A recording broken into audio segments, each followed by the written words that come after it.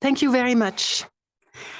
We are standing today on unceded Anishinaabe Algonquin territory, where indigenous people have lived for millennia and continue to inhabit and nurture the land. And we are here today on Red Dress Day, which is held every May 5th, a national day of remembrance and activism, honoring the lives of missing and murdered indigenous women, girls, and two-spirited people. We are here too on the occasion of the 80th anniversary of the end of World War II and the occasion of the 80th anniversary plus 6 days of the creation of the United Nations and the International Court of Justice. And we are here today, a few days after the Canadian election. And we are launching our strongest warning ever regarding the state of the world, which we believe is beyond alarming. We are calling on the international community to wake up to the reality now, or else this historical juncture will mutate into historic devastation.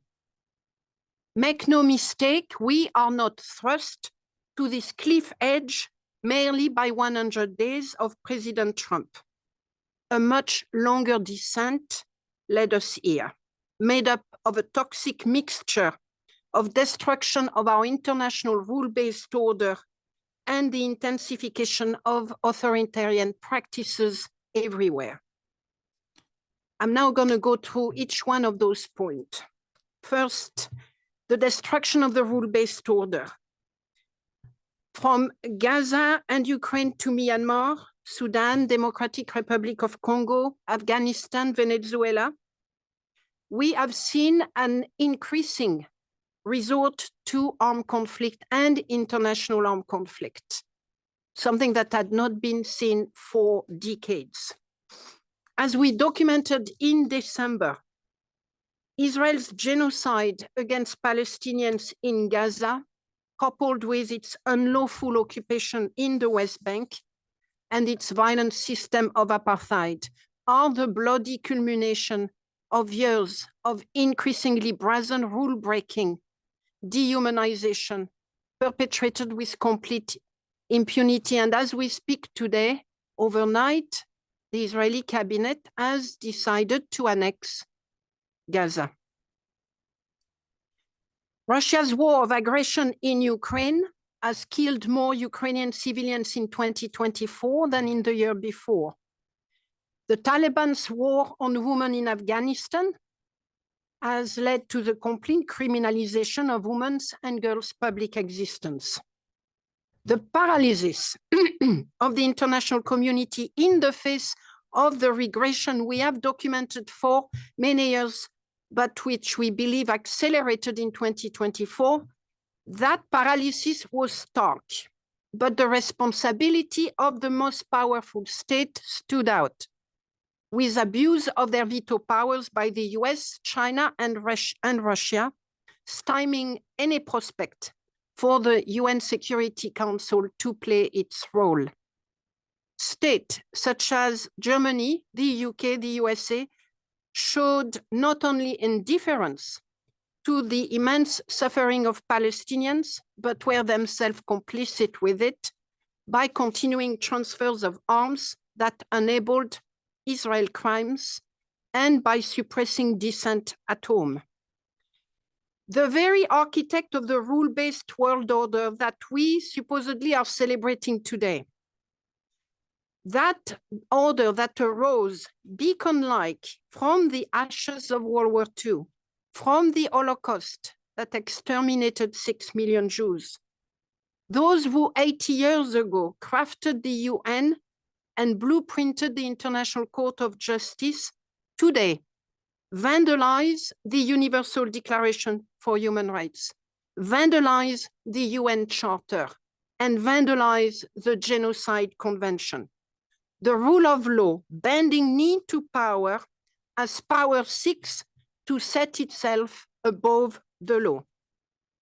Those betrayals are neither isolated nor sudden development.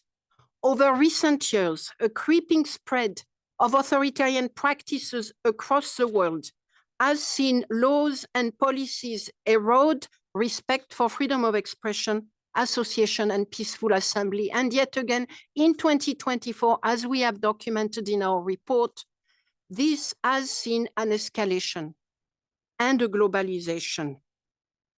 We have seen in countries, all democracies, such as the US, many European countries, here too, in Canada, advocates for the human rights of Palestinians face violence, harassment, and arrest. It is not just those expressing solidarity with Palestinians that have been criminalized.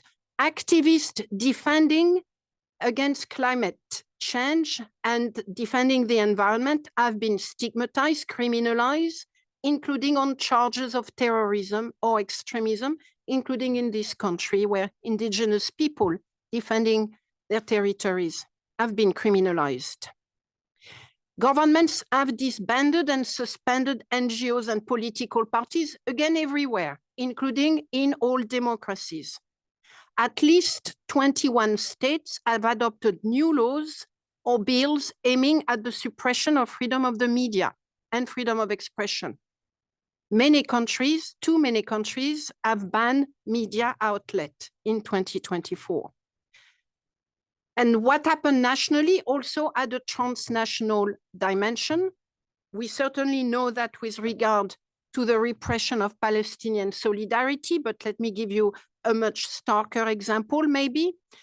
Chinese and Hong Kong students studying abroad live in fear of intimidation, harassment, and surveillance as Chinese authorities seek to prevent them from engaging with sensitive or political issues while overseas.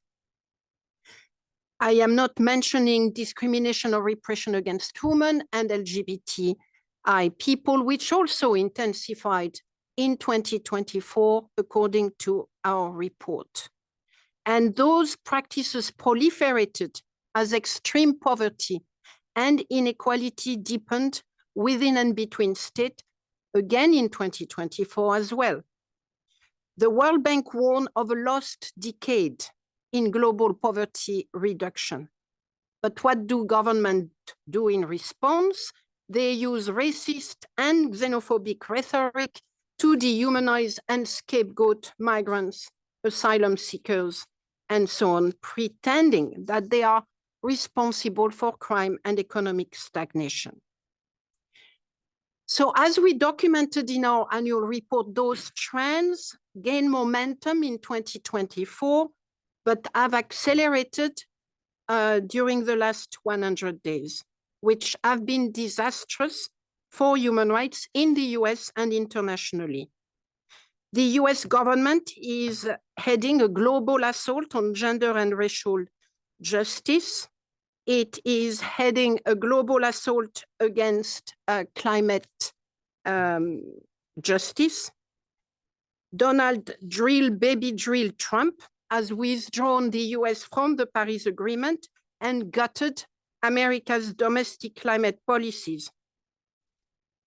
And rather than resist those encroachment, tech companies have leapt on the opportunity to roll back human rights protection, doubling down on business models that monetize the spread of hateful and violent content.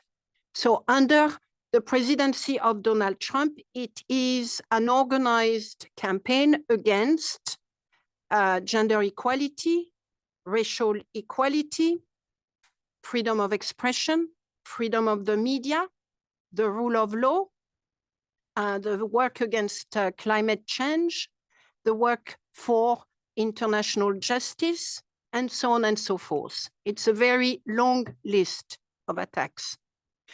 And this is why we are calling on governments around the world to stand up, to push back, so that those noxious trends do not mutate into a toxic new normal for which future, and indeed present generation, will pay the biggest price.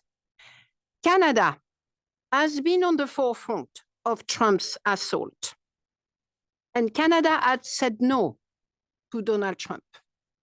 In no uncertain terms, for many countries around the world, for many people around the world, Canada stood out for its determination to stand firm and to say no.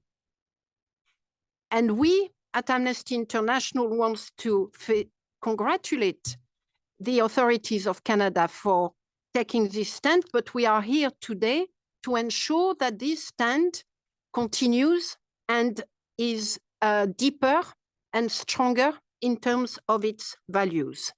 We are here to reiterate on the eve of the Prime Minister's visit to the United States that it is not the time to capitulate or to negotiate. You do not negotiate on the back of human rights and multilateral order. It is not the time to seek or make deals whose price will be human rights protection. It is a time to continue to step up and stand up.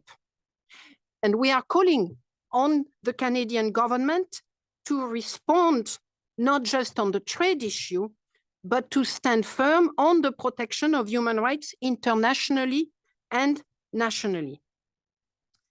For instance, the Trump administration sanction against the International Criminal Court underscore that international justice is a major battleground. And we are demanding that Canada fight that fight. We are asking from the authorities that they erect barricades in protection of the International Criminal Court, its staff, and all those who support its work. We are calling on Canada to implement universal jurisdiction principle and multiply cases, including with regard to all conflict raging around the world, Israel, Russia, Myanmar, and so on. We are calling on Canada to support investigation into crimes under international law committed by all parties to the conflict. There is no space here for double standard. We are calling on Canada to bring perpetrators to justice by enforcing ICC arrest warrant. And we are calling on Canada to sanction those who dare sanctioning international justice. Sanction those who dare sanctioning international justice. Support the World Health Organization. Support the UN Human Rights Commissioner. Implement the Paris Agreement. There are many things that Canada must and should do internationally to play the leadership role that it has played over those last 80 years and must continue to do so. We are calling on Canada to fully support the development of a Convention on Crimes Against Humanity, to support a UN Convention on International Tax Cooperation, to endorse the reform of the UN Security Council, including regarding the abuse of the use of veto.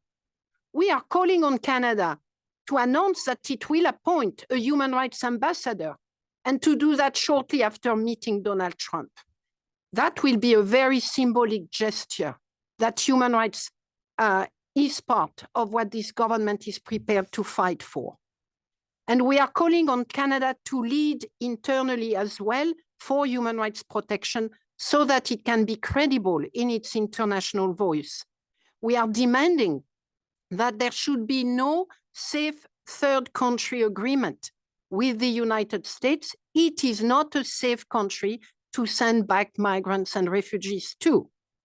We are asking of the authority that they include free, prior, and informed consent for Indigenous people in the legislation, that they stop criminalization of Indigenous land defenders. And we are demanding that corporate accountability stand very high in the agenda, including around free trade. These are some of the recommendations and proposals that we are putting forward to the Canadian government. Resistance to what Donald Trump and other authoritarian leaders are trying to do. Resistance is a long journey, but it begins with just one step, the step of courage and the step of remembrance. Remembering what happened that brought us 80 years ago to the end of the war. Remembering what we will be losing if we do not stand firm on the protection of human rights, the protection of multilateral system, the protection of all those instruments that are meant to ensure peace and security globally. Let's not forget on that day of remembrance. We are also asking from the Canadian government that they are courageous, that they remember, and that they stand up to the bully, that they say no to their deal, their greed, their indifference, and their cruelty. We are calling on them to have the courage to call them out, to name them for what they are, and to demand that they be held accountable for what they are doing. Thank you very much.